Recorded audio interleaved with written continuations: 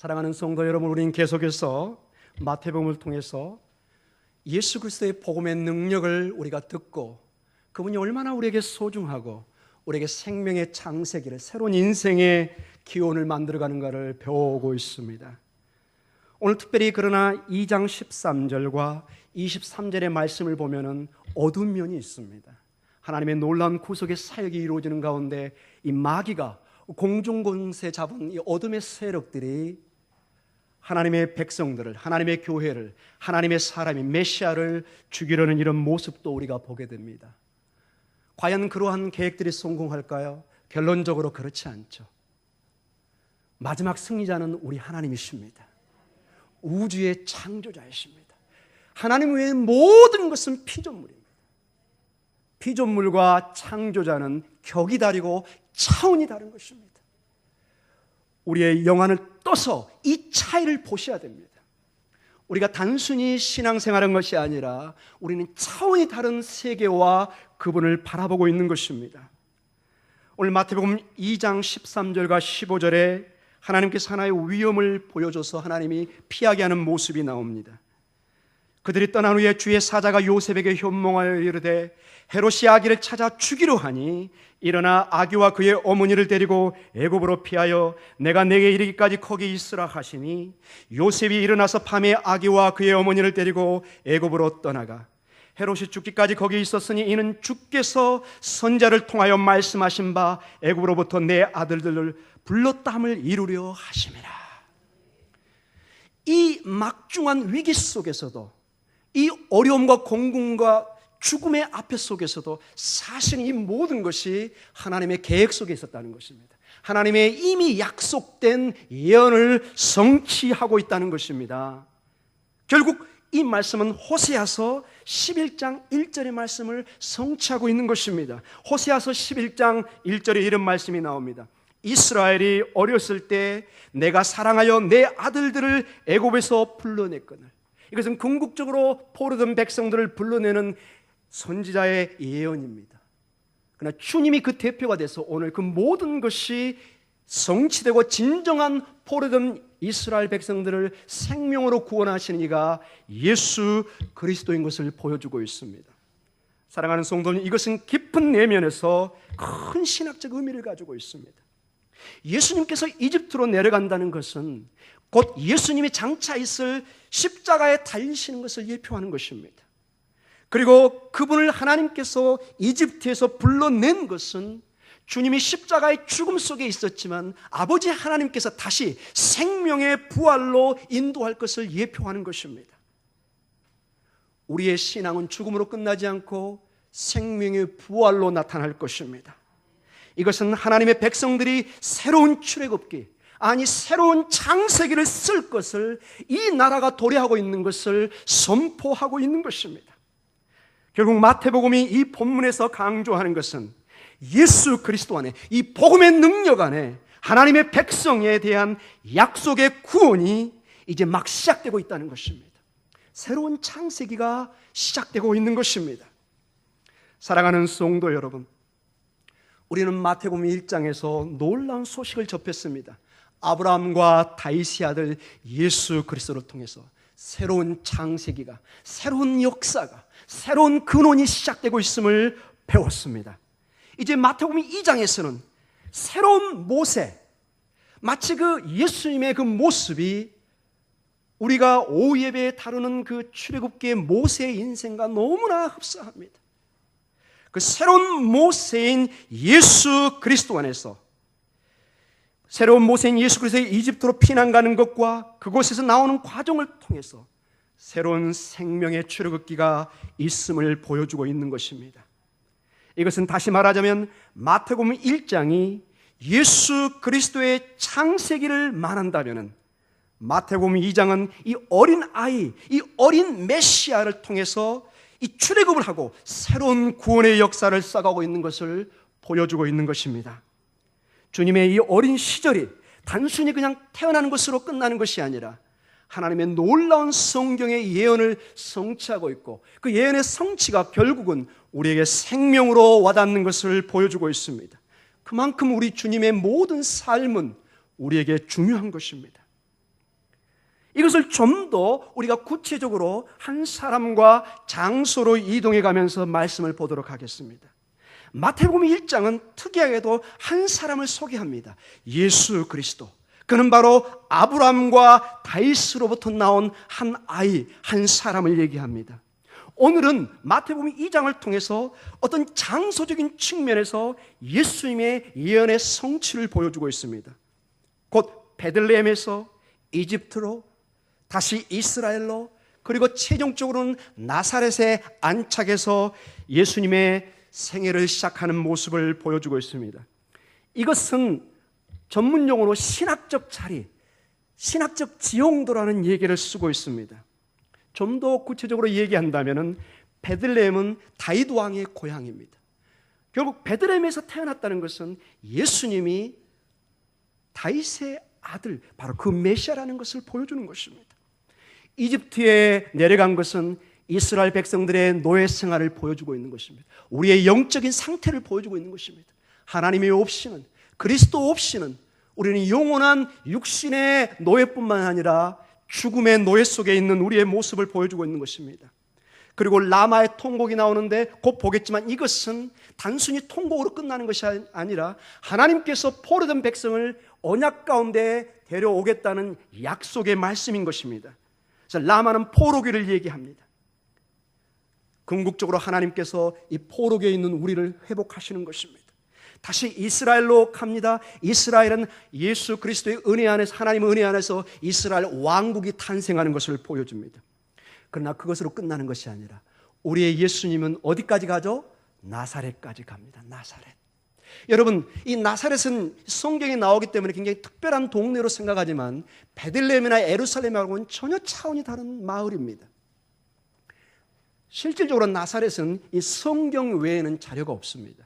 그 당시에 요세푸스나 필로나 유명한 학자들, 역사학자들이 있는데 그들의 책에 대부분의 도시가 언급되어 있는데 나사렛은 빠져 있습니다. 그 얘기는 무슨 얘기냐? 굉장히 이름이 없는 무명의 마을이었다는 것입니다. 무명의 도시라고 할 수도 있죠. 거의 한 400명 안팎, 훨씬 적은 숫자였을 것입니다. 예수님은 태어나셔서 말구유, 베들레헴 말구유에 태어나시고 말이 먹는, 결국은 짐승 가운데 태어난 것입니다.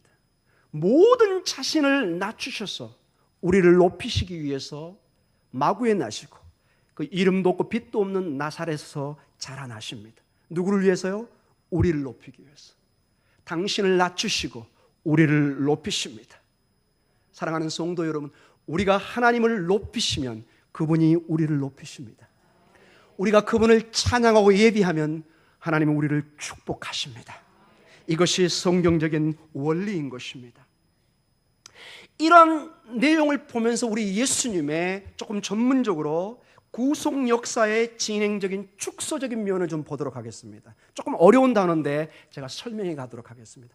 하나님의 사역과 큰 신구약의 흐름을 보면 어떤 하나님의 구속의 역사가 넓혀졌다가 좁혀지고 다시 넓혀지는 그런 모습을 보여주고 있습니다. 창세기 1장과 11장에는 하나님께서 온 우주를 만드시고 이 지구를 만드시고 아담과 온 만민에게 축복을 하면서 하나님이 온 민족에게 온 만방에 축복하는 것을 약속합니다. 그러나 이 모든 인류가 아담과 하와 이후에 실패합니다. 그러나 그 실패를 하나님이 그냥 놔두지 않고 한 사람 아브라함을 통해서 12장에 보면은 이 한 사람을 통해서 만민의 근원의 역할을 다시 감당하게 하고 그 아브라함의 후손인 이스라엘 민족을 세상을 구원하는 사명자로 빛과 소금의 사명을 감당하게 합니다. 그러나 이스라엘 백성들은 이 사명을 감당하지 못하고 실패합니다. 오늘 이 진정한 이스라엘이요, 하나님의 아들이신 나사렛 예수 그리스도를 통해서 이스라엘을 구원하시고 그 이스라엘의 이름을 대신하게 하십니다. 이제는 예수 그리스도가 이 복음의 실체인 우리에게 새로운 장세기를 쓰게 하시는 예수 그리스도가 새로운 이스라엘입니다. 그래서 그분이 그분의 왕국을 출범시키면서 몇 제자를 선택하죠? 12제자를 선택합니다. 이 이야기는 새로운 이스라엘을 만들어가고 있다는 것입니다. 구약의 이스라엘의 12지파를 이제 대신해서 예수 그리스도를 중심으로 한 12 제자를 중심으로 하나님의 나라를 세워가는 것을 보여주고 있습니다. 사랑하는 성도 여러분, 이렇게 어떻게 보면 좁혀지는 구속의 역사가 이제 바로 그 복음으로부터 다시 하나님의 원래의 계획인 우주로 퍼져나가는 것을 보여주고 있습니다. 이것을 구속 역사의 진행적인 확대라는 전문적 용어를 씁니다. 예수 그리스도가 세상을 구원하는 큰 일들을 이 진행적인 확대로 드러납니다. 다시 말해서 예수님은 이스라엘의 뿌리로부터 새로운 하나님의 백성으로 교회를 만드시고 만민과 만방의 온 나라의 소금과 빛과 그리고 제자가 되게 하셨습니다. 그리고 예수님께서는 우주적 역사의 완성을 그분의 파루시아 재림을 통해서 완성하시고 인치십니다. 그것이 계시록 21장과 22장의 새하늘과 새 땅이 내려오면서 하나님의 역사가 완성되는 것입니다. 아멘. 알파요 오메가요, 처음이요 나중이신 그분이 모든 것을 완성해 가는 것입니다. 사랑하는 성도 여러분, 그래서 우리는 이 복음의 아주 신비한 면을 봐야 됩니다. 이 복음은 하나님의 일방적인 선포요, 생명의 선포지만은 구체적으로 들어가면은 우리와 긴밀한 연결이 되어 있습니다. 이 복음의 신비점은 두 가지가 있다는 것입니다. 그래서 결국 이 복음은 주님이신 예수 그리스도의 무한한 은혜와 우리 인류의 깊은 내면의 이 탄식과 간구를 통해서 그 은혜를 구하는 그 마음이 합쳐지는 것입니다. 하나님은 우리에게 희망을 던집니다. 복음의 생명을 던집니다. 이 복음을 통해서 교회와 우리의 인생의 가정과 우리의 인생들이 살아갑니다. 그리고 거기에 반응하는 것이 우리의 교회고 믿음의 사람들입니다. 이것이 합쳐져서 복음의 완성이 이루어지는 것입니다. 죄와 은혜, 우리의 피로와 구원의 그 은혜, 인류의 문제와 하나님의 해결, 이런 양날개처럼 이것이 합쳐지면서 하나님의 나라를 이루어가고 있는 것입니다. 바라기는 우리 교회가 오직 주님의 은혜만을, 복음만을 붙들고 나아가기를 원합니다. 그 복음 외에는 우리에게 소망이 없는 것입니다. 우리가 복음 외에 다른 걸 잡으면은 마지막 때 하나님의 그 주권적인 역사에 밖에 거할 수밖에 없는 것입니다. 사랑하는 성도 여러분, 더 나아가서 오늘 저는 여러분과 좀 더 나누고 싶은 것이 이 마태복음에서 특별히 2장에서 보여주는 것이 다음과 같습니다. 메시아이신 예수님은 평화로울 때 온 게 아니라는 것입니다. 역사적으로는 로마의 압제와 엄청난 핍박과 그 고통 속에 마치 출애굽의 이스라엘 백성들이 그 엄청난 고통의 노예 생활에서 탄식하고 하나님께 부르짖고 기도할 때 하나님이 그것을 들으시고 기억하시고 하나님이 그들을 아시고 역사에서 모세를 보내고 구하는 것처럼 이 고통의 순간에 혼란과 긴장, 폭력과 공포, 이것이 자욱한 순간에 예수님이 태어나신 것입니다. 사랑하는 성도 여러분, 우리의 가장 어둡고 고통과 쓰라림과 아픔과 눈물 속에 여러분 항상 명심하십시오. 주님이 그때 함께 하십니다. 주님이 그 자리에 함께 하십니다. 이 암울한 상황 속에서 놀랍게도 성경의 예언이 성취되는 것을 보여주고 있습니다. 마태복음은 이것이 이스라엘의 구속자가 나타나는 하나의 형식이라고 얘기합니다. 우리의 주님은 죄인을 위해서 오셨습니다. 바로 이방인인 우리를 위해서 오신 것입니다. 우리를 구원하시고 영원한 생명으로 인도하시기 위해서 오신 것입니다. 이러한 고통과 긴장과 이 죽음의 이 상황은 오늘 마태복음 2장 17절과 18절의 예레미야의 예언을 통해서 더 극적으로 표현되고 있습니다. 17절과 18절에 이렇게 나옵니다. 이에 선지자 예레미야를 통하여 말씀하신 바, 라마에서 슬퍼하며 크게 통곡하는 소리가 들리니 라헬이 그 자식을 위하여 애곡하는 것이라. 그가 자식이 없으므로 위로받기를 거절하였다 함이 이루어졌느니라. 이 예언의 1차적인 의미는 예레미야 31장 15절의 말씀입니다. 예레미야 31장 15절의 말씀입니다. 여호와께서 이와 같이 말씀하십니다. 라마에서 슬퍼하며 통곡하는 소리가 들리니 라겔이 그 자식 때문에 애곡하는 것이라. 그가 자식이 없어져서 위로받기를 거절하는도다. 여러분, 이 내용에는 슬픔으로 가득 차 있지만은 그 예레미야 31장 15절 전체의 배경을 보면은 이스라엘이 드디어 이 포로 생활, 유배 생활로부터 돌아오게 하시는 하나님의 언약 갱신에 대한 내용이 나오고 있습니다. 비록 이스라엘이 눈물을 흘리고 슬퍼하겠지만은 궁극적으로 구원의 날이 오고 있는 내용입니다. 우리가 때로는 슬퍼하고 눈물과 좌절 속에 있지만 하나님은 반드시 구원을 가져오십니다. 하나님은 반드시 우리의 회복과 생명을 가져오시는 것입니다. 다시 한번 마태는 모든 것이 암울하고 절망적으로 보이는 것 같은 때조차도 예수님이 구원을 가져다 주실 것을 약속해 주고 있는 것입니다. 예수님의 탄생은 그래서 이 둘러싸고 일어난 광난과 비참한 사건들에도 불구하고 하나님의 역사하는 것이 아니라 사실은 바로 그 사건들 때문에, 광난과 비참한 사건들과 그 살인과 어려움 속에서 그것 때문에 하나님은 예수님을 통해서 이스라엘이 오랫동안 기다려온 구원과 그리고 그 구원을 통해서 온 세상을 하나님의 정의를 실행하는 것을 선포하고 있는 것입니다.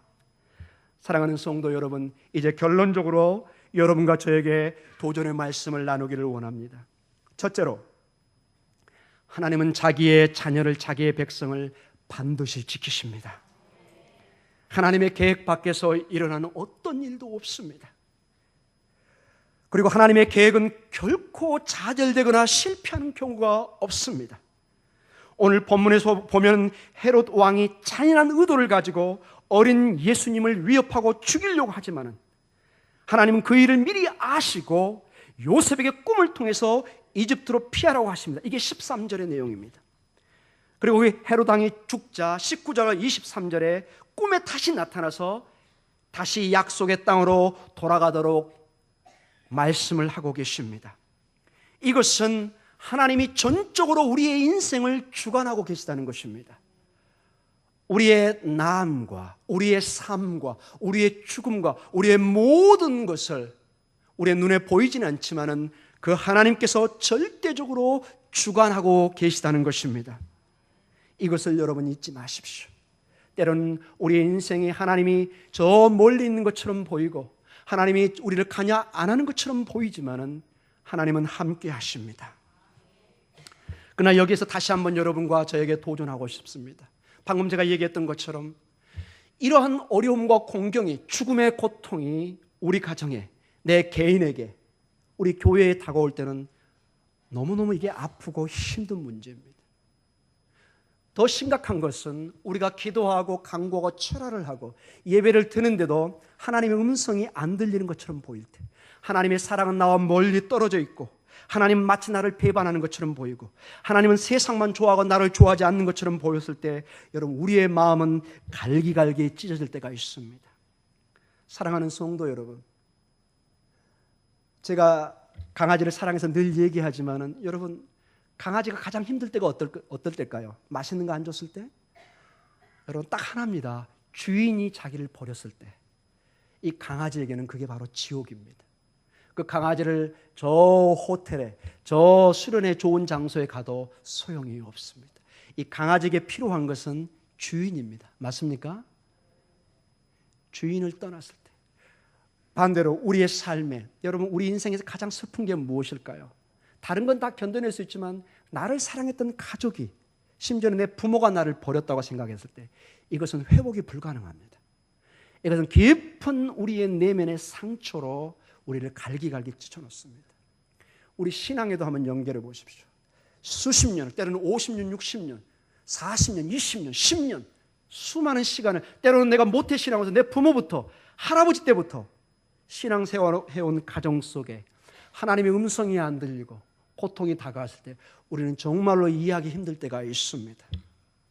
이럴 땐 정말 우리가 판단하기가 어렵습니다.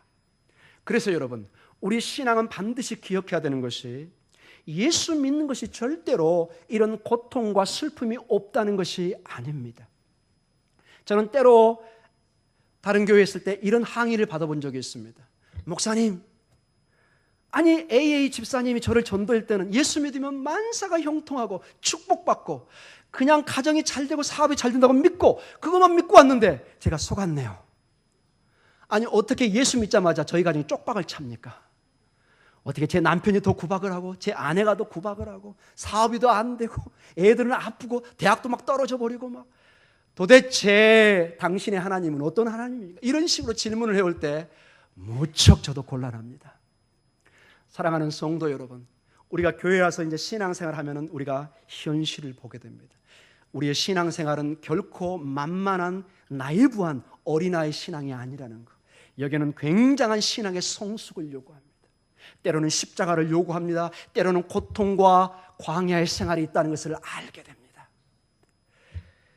그래서 여러분, 우리 삶에 어려움이 있다는 것을 깨닫는 것이 먼저는 가장 중요합니다. 이것을 인정해야 됩니다. 절대로 이 땅에 사는 우리에게 바이러스가, 균이 안 들어오는 게 아닙니다. 중요한 것은 우리가 그 균을, 바이러스를 이길 수 있는 신앙의 건강을 찾는 것입니다. 성경에서 보면 야고보서 1장 13절에 우리 하나님께서는 분명히 말씀하십니다. 하나님은 우리를 시험하지 않습니다. 13절 같이 읽어보겠습니다. 사람이 시험 받을 때 내가 하나님께 시험을 받는다 하지 말지니 하나님은 악에게도 시험을 받지도 아니하시고 친히 아무도 시험하지 아니하시느니라. 아멘. 근데 여러분, 여기에 굉장히 이제 중요한 말이 있습니다. 하나님은 우리를 시험하지는 않지만은 이 시험을 허락은 하십니다. 아이고야, 우리 장로님, 우리 집사님, 권사님, 이거 어떡합니까? 하나님이 시험을 하시진 않는데 우리에게 시험이 올 때 그것을 허락할 때가 있다는 것입니다. 어디에 있습니까? 야고보서 1장 2절과 4절 바로 앞절에 이런 말씀이 있어요. 우리 같이 읽어보겠습니다. 시작. 내 형제들아, 너희가 여러 가지 시험을 당하거든 온전히 기쁘게 여기라. 이는 너희의 믿음이 실현이 인내를 만들어내는 줄 너희가 알미라. 인내를 온전히 이루라. 이는 너희로 온전하고 구비하여 조금도 부족함이 없게 하려 함이라. 아멘. 그래서 여러분, 이 시험의 목적은 우리가 하나님만 전적으로 의지하고 붙잡아야 하는 것을 일깨워주는 것입니다. 마치 우리에게 운동을 통해서 이 근육이 파열되고 때로는 막 끙끙 앓죠. 너무 힘들어가죠. 그러나 이 운동을 계속함으로써 몸에 근육이 생기고 다리에 힘이 생기면서 더 힘 있는 운동과 물건을 들 수 있고 건강하게 살 수 있는 것입니다. 우리에게 때로는 바이러스나 균이 들어옵니다. 여러분 아시죠? 어렸을 때 이 바이러스와 균에 너무 많이 노출이 안 돼도 아이가 커서 굉장히 고생합니다. 그래서 여러분, 전통적으로 이 뉴질랜드에 목축이 많은데 이상하게 이 목장 가족과 자녀들이 너무 건강한 거예요.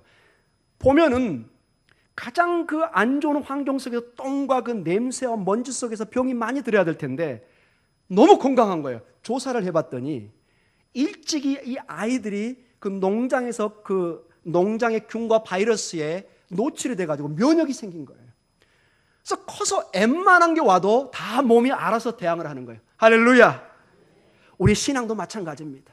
우리가 잔잔한 아무 바람이 없이 지나가는 게 좋을 것 같지만 절대로 그렇지 않습니다. 여러분, 태풍이 불 때 쓰러지는 나무들은 대부분이 뿌리가 깊지 않습니다.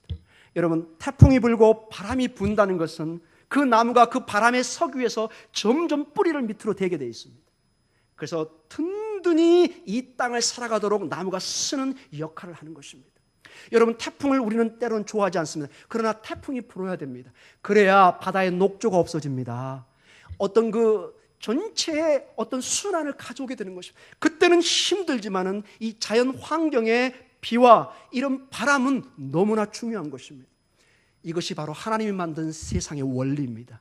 우리 신앙의 원리도 동일합니다. 때로는 하나님 매를 대십니다. 때로는 바람을 불게 합니다. 채찍을 댑니다.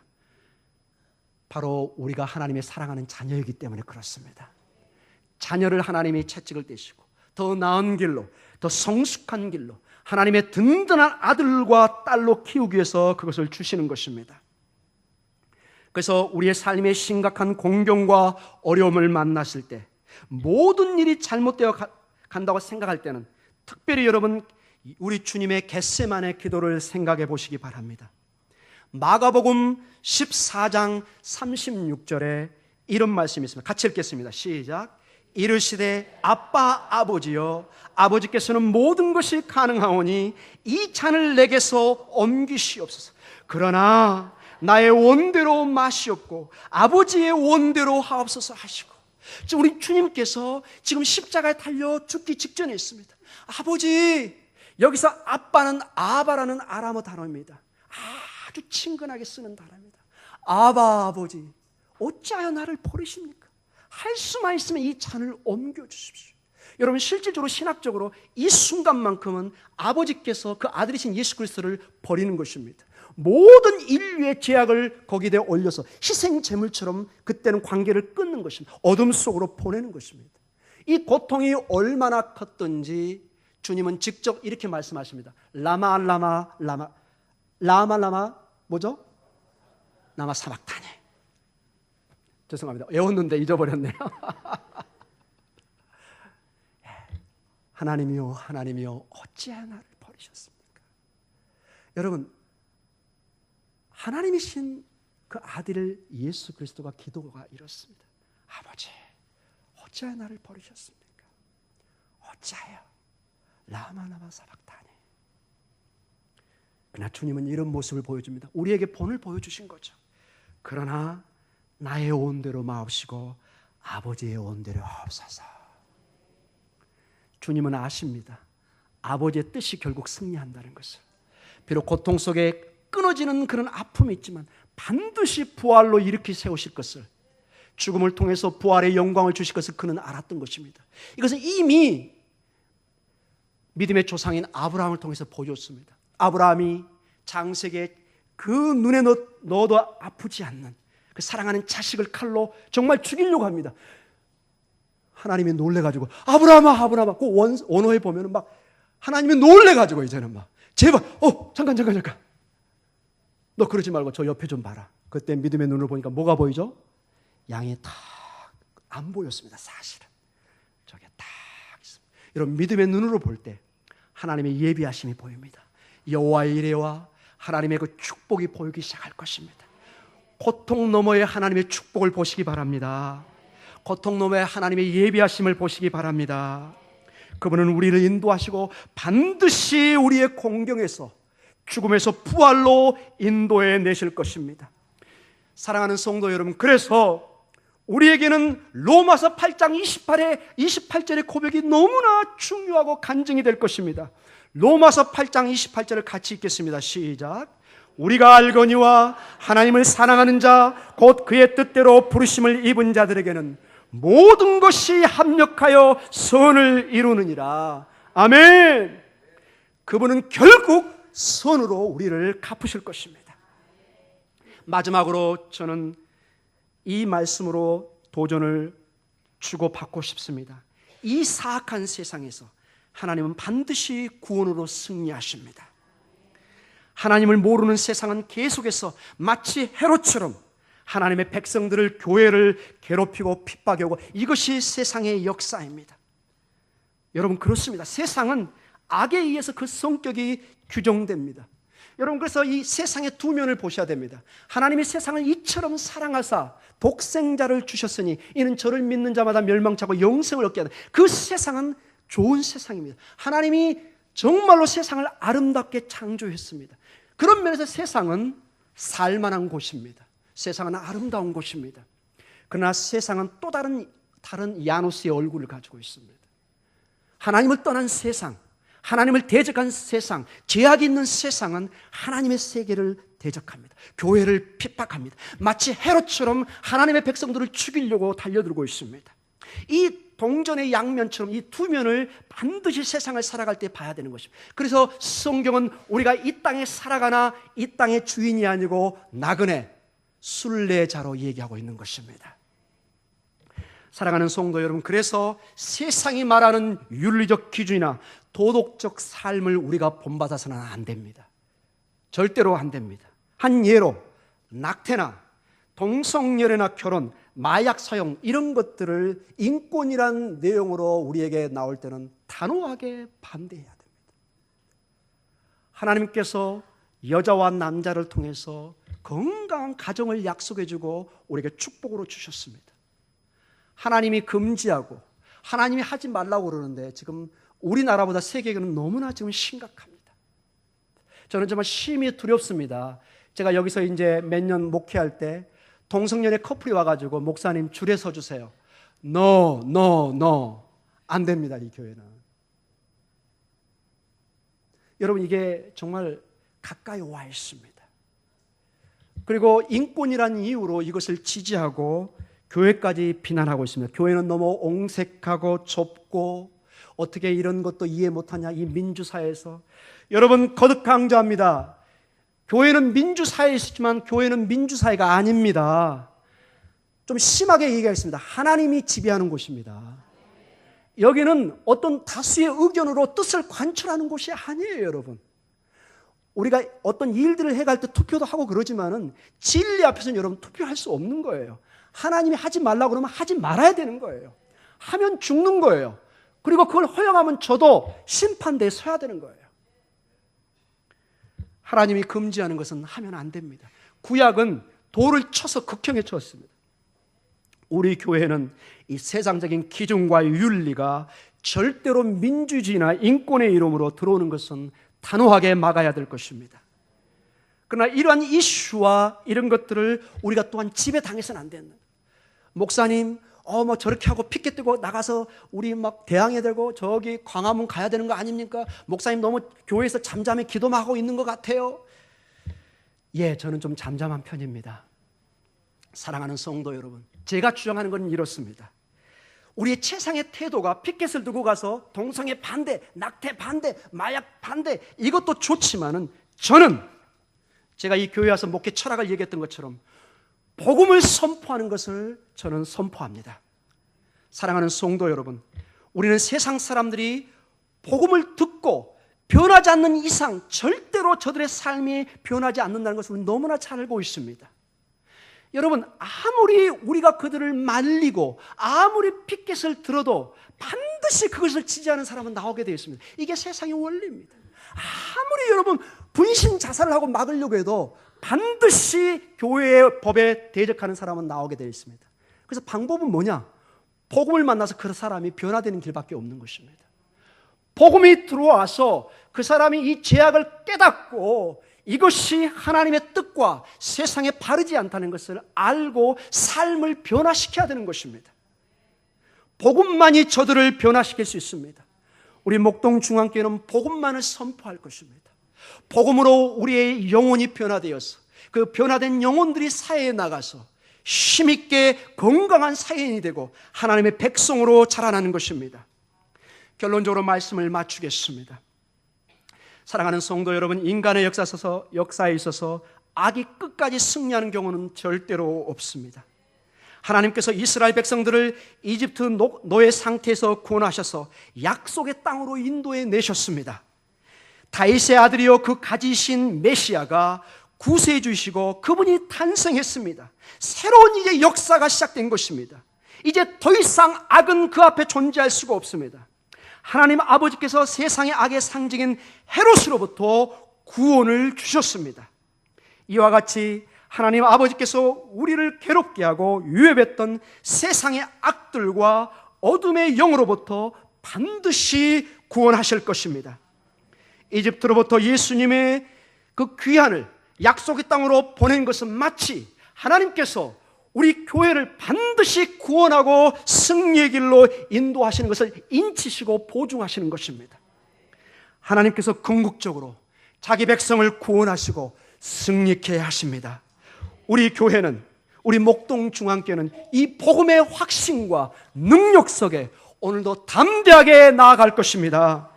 세상 그 누가 뭐라 해도 이 교회에 무슨 얘기를 하고 들어올지라도 우리는 복음으로만 살 것입니다. 복음만을 선포할 것입니다. 복음만을 높일 것입니다. 이 예배당은, 우리 목동중앙교회는 하나님만 예배를 받고 목사도 모든 사람은 겸손히 낮아질 것입니다. 사랑하는 성도 여러분, 우리는 쇠해야 되고 그분은 흥해야 됩니다. 이게 세례 요한의 고백이고 여기에 서 있는 목사의 고백이고 여러분의 고백이 되시길 원합니다. 우리가 세워지고 그분이 흥할 때 그 흥함 속에 우리에게 축복으로 생명으로 함께 하십니다. 기도하겠습니다.